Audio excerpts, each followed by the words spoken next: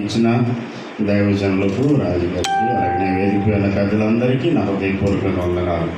మొట్టమొదటిగా నా ఆత్మీయ తల్లి గారు వసంతమ్మ గారికి నా హృదయపూర్వకమైన వందనాలు. ఇక్కడ ఉన్నటువంటి నన్ను ఎరిగిన వారు ఎరగిన వారు అందరికీ కూడా నా హృదయపూర్వకమైన వందనాలు తెలియజేస్తూ 46వ వార్షికోత్సవ వేడుకను ఈ రీతిగా జరుపుకోవడానికి దేవుడు చూపినటువంటి కృపను బట్టి దేవుని స్తుతిస్తూ ఉంటాను. మరి మీ అందరికీ కూడా వార్షికోత్సవ శుభాలు కలగాలని మనసారా కోరుకుంటూ ఒక చిన్న మాట, నా అనుభవాన్ని, ఇక్కడ నేను పెరిగిన విధానాన్ని మీకు జ్ఞాపకం చేసి నేను సమయాన్ని దైవజనులకు తిరిగి అప్పగిస్తాను. ఎక్కువ సమయం అయితే తీసుకోను, క్లుప్తంగానే చెప్తాను, ఎందుకంటే చాలా ఆలస్యం అయిపోయింది కనుక. నేను 7-8 సంవత్సరాల వయసు ఉన్నప్పుడు నా మిత్రుడు మనోహర్ స్కూల్లో మీ ఇద్దరం కలిసి ఒకటే స్కూల్లో ఉన్నప్పుడు ఇక్కడికి నన్ను తీసుకొచ్చాడు. ఇక్కడికి వచ్చిన తర్వాత మొట్టమొదటి సండే స్కూల్ కదా, మన అమ్మగారు చిన్నమ్మగారు మత్తయి సువార్త 7వ అధ్యాయం 7వ వచనం నుంచి వాక్యం చెప్పి, కంటత వాక్యం చెప్పి, దావీదు గొలియాదు కథ చెప్పి, ఆ మాటలు నన్ను బాగా ఆకర్షించే నేను ఆ రోజు ఇక్కడ అతుక్కుపోయాను. నాకు ఎంత నచ్చింది అంటే, ఇక్కడ ఉన్నటువంటి వాతావరణం, అప్పుడు ఇల్లేమో తాటకిల్లు ఉండేది, ఇక్కడ పెంకిటిల్లు ఉండేది. ఇక్కడే రాత్రులు మేమందరం కలిసి ఇక్కడే ఉండేవాళ్ళం. మనోహరు, తర్వాత నేను, సామ్యలు, ఇంకా చాలామంది, ఒక 7-8 మంది ఇక్కడే ఉండేవాళ్ళం రాత్రి.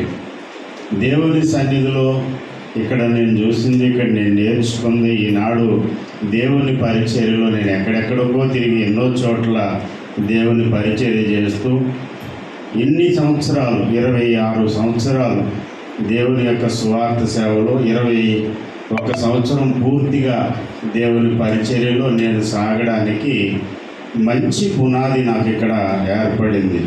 పెద్దమ్మగారు వేసిన పునాది ఏంటంటే విశ్వాసం అనే పునాది వేశారు మాకు.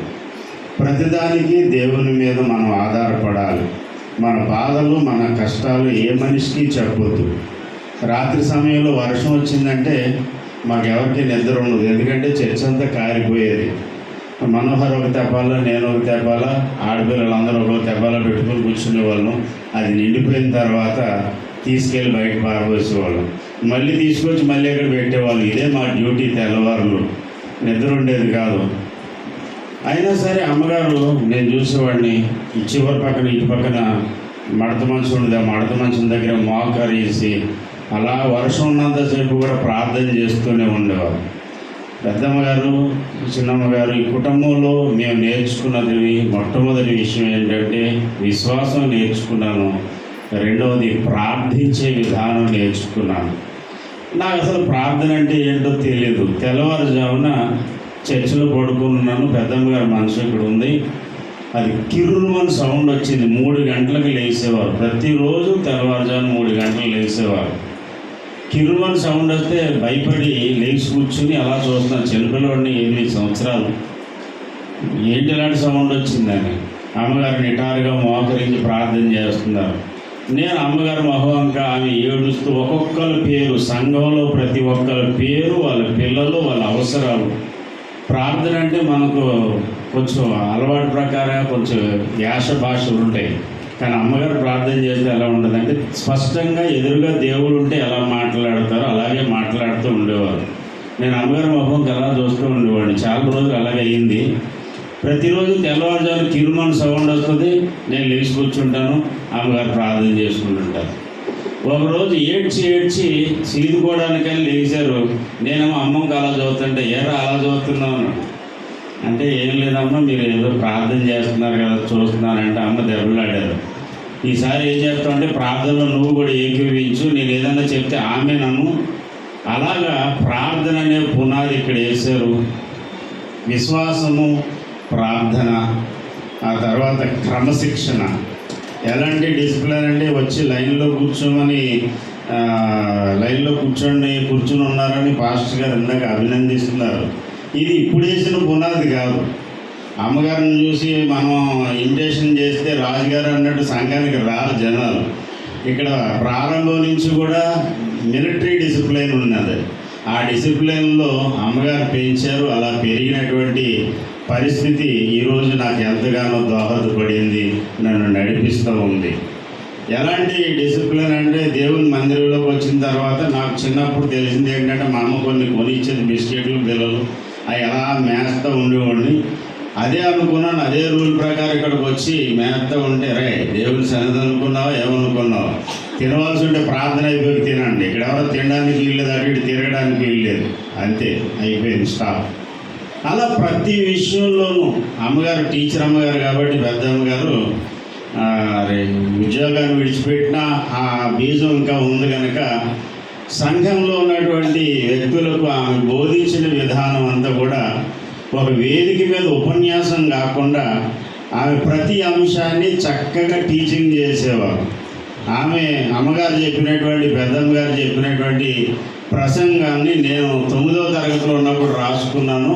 ఆ నోట్స్ ఈరోజు కూడా నా దగ్గర ఉంది. ఆ ప్రతి ఒక అంశాన్ని కూడా నాబాల్లో 7 గుణాలు, దావీదులో 7 గుణాలు అని ఇలా ప్రతిదాన్ని ఎడమరిచి చక్కగా వాక్యాన్ని చెప్పడం ద్వారా ఈ రోజున దేవుని పనిలో నేను ముందుకు సాగడానికి ఆ పునాది ఎంతగానో నాలో పనిచేసింది. అపోస్తలుడైన పౌలు తిమోతిని గురించి అంటాడు, నీ అవ్వలో ఏ విశ్వాసం ఉందో అది నీ తల్లిలో ఉంది, అది నీ యందు సహా నివసిస్తుందని. విశ్వాస పారంపర్యం అనేది ఇక్కడ దేవుడు ఇచ్చినటువంటి కృప. ఎన్ని ఇబ్బందులు ఉన్నా సరే అమ్మగారు ప్రార్థన చేసేవారు. ఓ పక్క నుంచి మందిరం పని జరుగుతుంది, మేము చిన్న చిన్న పనులు మాకు చేతనైనవి, నేను మనోహర్ మన సండే స్కూల్ టీం అంతా కూడా కలిసి మేము పని చేస్తూ ఉండేవాళ్ళం. అమ్మగారు ప్రార్థన చేస్తూ ఉండేవారు. ఏమని ప్రార్థన అంటే, సాయంకాలం వీళ్ళకి కూలి ఇవ్వాలి. ఏ రోజు ఎవరిది కూడా కూలి బిగపెట్టడం అనేది అమ్మగారికి అలవాట్లు లేదు. సాయంకాలం మేము డబ్బులు ఇవ్వాలి. ప్రభా నీ పని జరుగుతుంది ఇక్కడ, కూలివానికి జీతాన్ని ఆపొద్దని నువ్వు రాయించవు. ఈ రోజు నేను ఇవ్వడం మానేస్తే వాడు ఆకలితో పడుకుంటాడు, నువ్వు ఎలాగిస్తావో నాకు తెలియదు, డబ్బులు ఇవ్వని ప్రార్థన చేసేవారు అమ్మగారు. అంత పోరాటమే. ఆ పోరాటం ప్రార్థన చేస్తూ ఉంటే సాయంకాలానికి కావాల్సిన డబ్బులు వచ్చేవి, వాళ్ళ జీతం వాళ్ళకి వచ్చేది. నేను తాళరేవులో సంఘం ప్రారంభించినప్పుడు నా చేతిలో చిల్లిగా లేదు, పని ప్రారంభించాను. దేవుడు చెప్పాడు, నువ్వు పని మొదలుపెట్టు, నేను నీకు సహాయం చేస్తాను. మందిరం పని జరుగుతూ ఉంది, సేమ్ టు సేమ్ అదే ప్రార్థన చేసేవాడు నేను కూడా. అమ్మగారు చేసిన ప్రార్థనే, ప్రభువా కూలివాని జీతం బిగపెట్టొద్దన్నావు కాబట్టి ఇదిగో నేను సాయంకాలం వాళ్ళకి డబ్బులు ఇవ్వాలి, నాకు సహాయం చేయి. ఇదే పోరాటం, ఇదే పద్ధతి ప్రకారంగా దేవుడు నన్ను నడిపిస్తూ వచ్చాడు.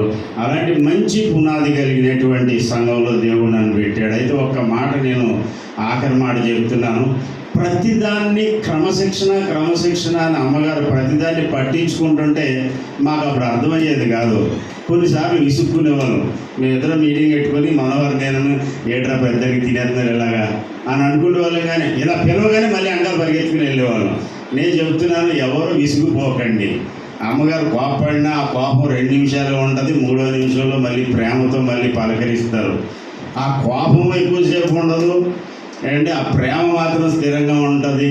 చెప్పే క్రమశిక్షణ అనేది ఏదైతే ఉందో అది మీకు ఇప్పుడు అర్థం కాదు, కానీ దేవుని సేవలో నాకు అర్థమైంది కనుక నేను చెబుతున్నాను, నీ తండ్రి చేసే శిక్షను నువ్వు తృణీకరించవద్దు. అలాగే అమ్మగారు ఏమన్నా సరే ఏమి తృణీకరించకండి, ఇంకా లోబడి ఉండండి మా అమ్మ కదా అని. ఇంకా 46 కాదు 56, 76 ప్రభు రాకడ ఆలస్యమైతే 100వ వార్షికోత్సవం కూడా మనం చేసుకుందాం. అప్పుడు కూడా మనం దేవుని స్తుతిద్దాం. అట్టి కృప దేవుడు మనందరికీ అనుగ్రహించునుగాక. ఆమేన్.